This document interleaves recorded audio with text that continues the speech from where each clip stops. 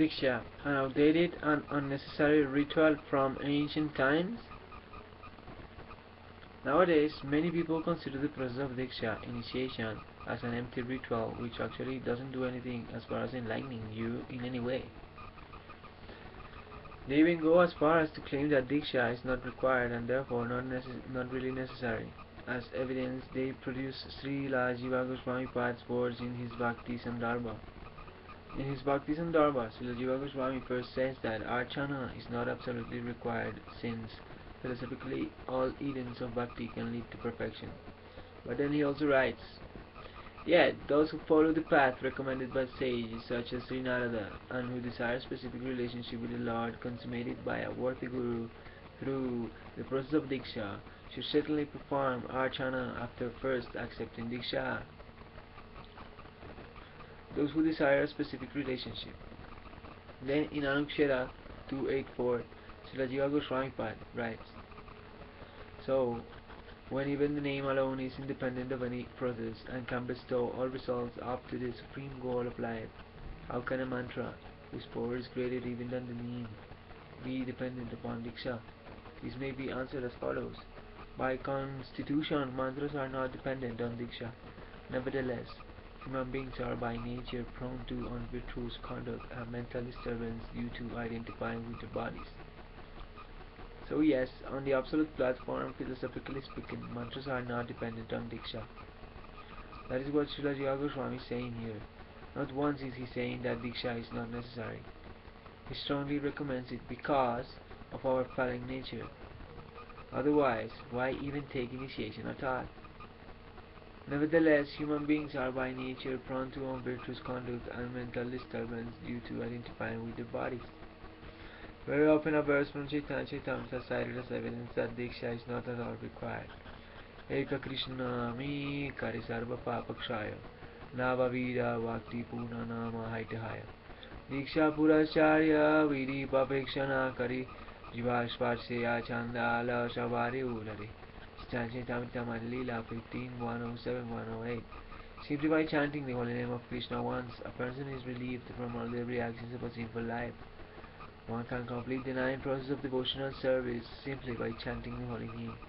One doesn't have to undergo initiation or execute the activities required before initiation. One simply has to vibrate the holy name with his lips. Thus even a man in the lowest class, Chandala, can be delivered. Absolutely true. The holy name is all powerful and like Srila Jiva Goswami wrote, it is not depending on Diksha. But which kind of chanting is meant here? Simply by chanting the holy name of Krishna once. So we all chant every day. Are we relieved of all sins in an instant? Are we steeped in prema? Can we stop performing sadhana bhakti and just do our chanting? No. This is not what this verse is about. This verse is a glorification of the holy name. Srimad Mahaprabhu nicely taught us in verse 2 of his Siksastagama about the power of the holy name, and yes, by uttering Sudhanama, the holy name in pure consciousness and without offenses, all our sins are destroyed, our hairs stand on end, and tears stream down our face. For until we chant Sudhanama, it is absolutely required to perform sadhana bhakti. If the holy name can lead to all perfection, why not just chant and attain perfection? Why even surrender to Sri Gurudeva? So Guru Tattva would be obsolete, but we will come to this later. My beloved Guru Deva Sri Rananta Babaji Maharaj writes, Eka Krishna Name Kori Sarva Papanasha Premera Karana Bhakti Korina Prakasha Premera Udaye Hoi Premera Vikara Shreya Kampa Pulakari Gadgada Shudara Anaya Seva Vakshaya Krishnera Sevana Eka Krishna Namera Pale Paye Tudana Heno Krishna Nama Jari Loe Vahuvara Tavu Jadu Premana Hina He Asrudara Tabe Janiya Paradata Hate Prachura Krishna Nama Bijata He Na Hoyankura Chaitanya Charitamrita Lila Chapter 8. One utterance of Krishna's names destroys all sins and causes devotion and love of God to appear. When prema rises, the body shows all its symptoms, such as sweating, shivering, horripilating, a fluttering voice, and crying streams of tears. Liberation from the material world, which is attained by serving Krishna, is easily attained by simply once uttering the name of Krishna. When you chant this name of Krishna many times but still you don't feel love and there are no tears of love streaming from your eyes, then I know that there must be many offenses committed, so that the seed of Krishna's name cannot sprout. One may ask here, if the glories of the holy name are so unhindered, then why is there still consideration of offenses? If offenses deem the greatness of the name, then how can the holy name be called unrestricted? The answer is that mist cannot cover the sun. It can only cover the sun from our eyes. Because mist may cover the sun rays cannot fall on us. Similarly, nothing can actually cover the self-manifest greatness of the holy name. But offenses cover our hearts in such a way that its powers cannot fall into our hearts. And when the mist dissolves, the sun rays can fall on us unhindered. Similarly, when offenses disappear, the strength of the holy name is freely experienced in the heart. It is just like a king who is able at any time to make any poor man rich.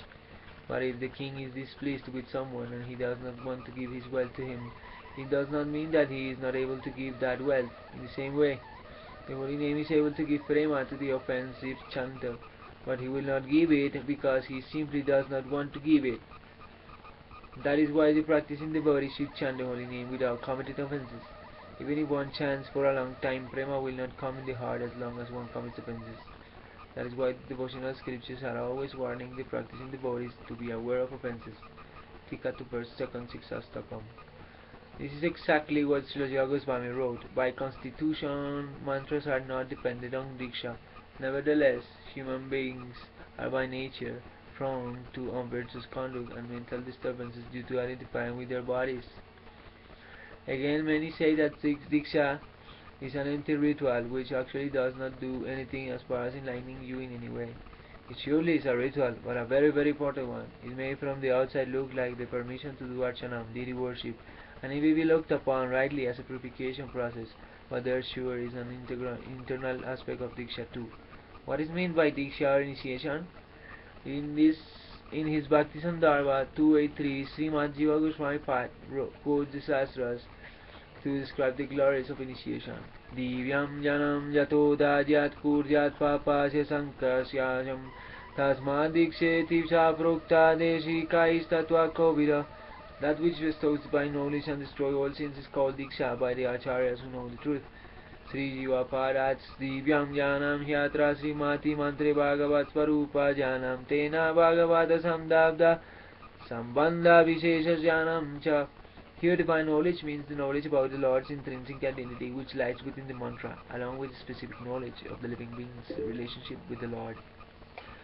Jivera Swarupa Hoi Krishnera Nitya Dasa Krishnera Tatastha Shakti Bhavira Prakasha. The intrinsic identity of the living entity is that he is Krishna's eternal servant. Being Krishna's marginal potency, he is both different and non-different from him.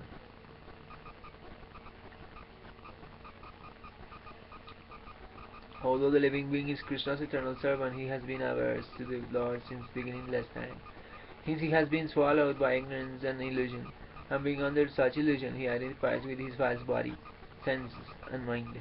Forgetting his own intrinsic identity, he calls his false body I, and forgetting his eternal relationship with Sri Hari, he becomes bound to his wife, children, and money. Krishna nitya dasa jivataha bhul gelo, say doshi maya tara golaya bandilo. The living being has forgotten that he is Krishna's eternal servant, and due to that false Maya has bound him around the neck. In this way, although the living being is intrinsically a transcendental entity, he is bound by Maya and wanders around in the miserable material world, reincarnating from one painful species of life to the other. That through which Sri Guru mercifully slackens the bondage of Maya and infuses transcendental energy into the disciple's heart, thus awakening his awareness of his eternal or special relationship with Sri Hari. This is called Diksha. Then again, the mantra is the intrinsic form of the Lord, and by the grace of the sadhus and the Guru, who are Sri Hari's Karunyagana Vigraha, the embodiments of his deep mercy, the Lord enters into the disciple's heart in the form of the mantra to make his body, mind, and life transcendently suitable for serving the Lord. Srimad Mahaprabhu himself said, Diksha kale bhakta kore atma samarpana, sei kale Krishna tare kore atma sama, sei deha kore na tara chidananda moy, aprakrita dehi tara charana bayoy. At the time of initiation, the devotee surrenders himself. And that time, Krishna makes the practicing devotee equal to himself. The Lord then makes the devotee body transcendental, and in this transcendental body, the devotee can worship the Lord's lotus feet.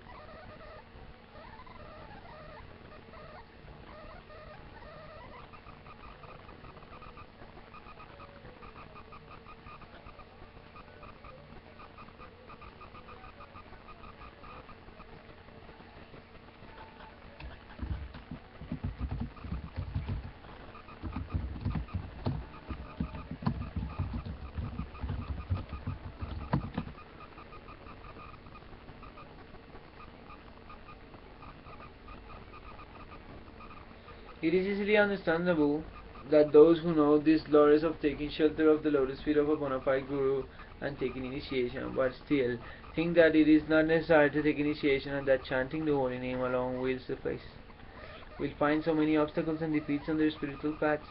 This is factually not the opinion of the Goswamis. The Shastras and the sayings of the Mahayanas have shown the glories and the eternality of taking initiation, and from the ancient Mahayanas down to the present day Saraka Samaya, society of practicing devotees, such purificatory rites have always existed. If someone knows this, but it is still adverse to taking shelter of the lotus feet of a bona fide guru, it will result in an offense to the chanting of the holy name.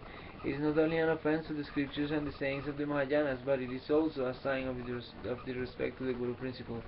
Those two powerful offenses will be committed. Srimad Anantadas Babaji, Guru Tattva Vigyan. So, here we see the very important internal aspect to the process of Diksha, and for sure, not an empty ritual from which we gain nothing. Diksha leads to attaining Swarupa Siddhi, realizing the identity of the Supreme Lord, Bhagavad Swarupa, as well as the knowledge of the Sadhaka Jiva's particular relationship with the Lord.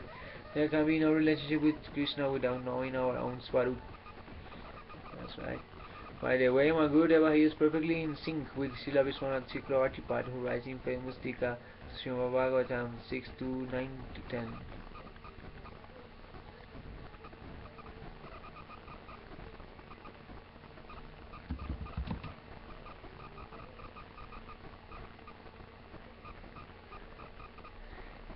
Some people make the following proposition: those offenders of the name who are without karma or jnana and practicing bhakti with hearing and chanting but have not take initiation because they have not surrendered to the feet of our Guru are still called Vaishnavas.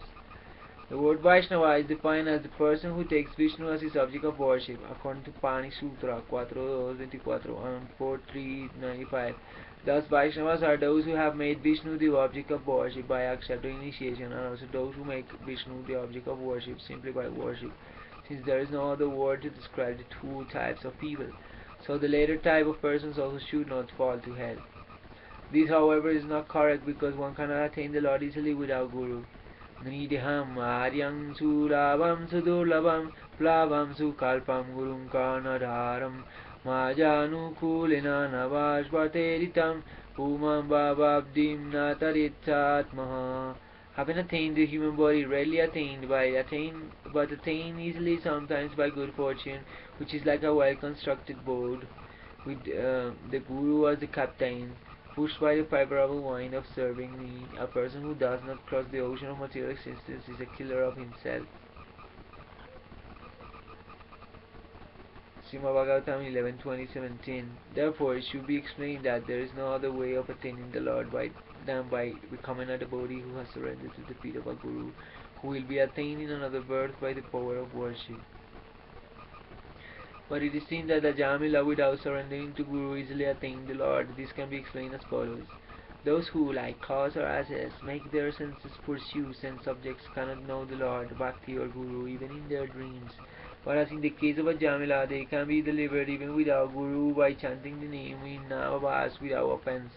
Though it has been definitely ascertained that the Lord should be worshipped, that worship is the means of attaining Him, that the Guru is the person who teaches about worship, and that those who were devotees attain the Lord. It is also said, Na diksham na cha satkriyam na cha puraschayam na vikshate mantrojam rasana sprig eva palatiksi krishna namatmakaha.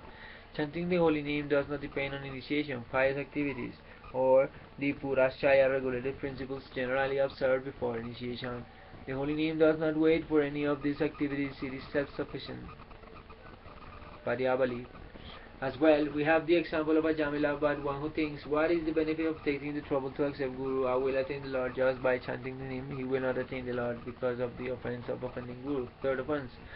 However, in this life or another life, if he surrenders to the feet of Guru, offer, of, of, after destroying his offense, he will then attain the Lord.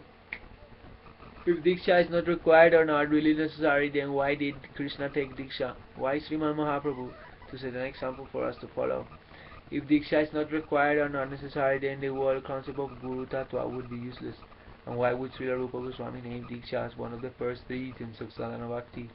The first three of the 64 items of Bhajana that are described by Srimad Rupa Goswami Pad are Guru Paras Rayas, Tasmat Krishna Dikshari, Siksanam Visrambena Guru Seva. Bhakti Rasamrita Sindhu 1-274. First, taking shelter of the Guru's feet, Sri Guru's feet. 2. Second, taking initiation into Sri Krishna Mantra and leading Bhagavad Dharma, the religion of worship the personality of Godhead from him.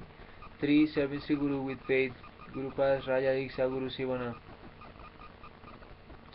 Upas Raja means the person who wishes to do Bhagavad Bhajana must live near Sri Guru's feet for a while before taking initiation and sincerely render service to him according to his wishes so that Sri Guru's lotus feet are pleased. Krishna took initiation. Sriman Mahaprabhu took initiation.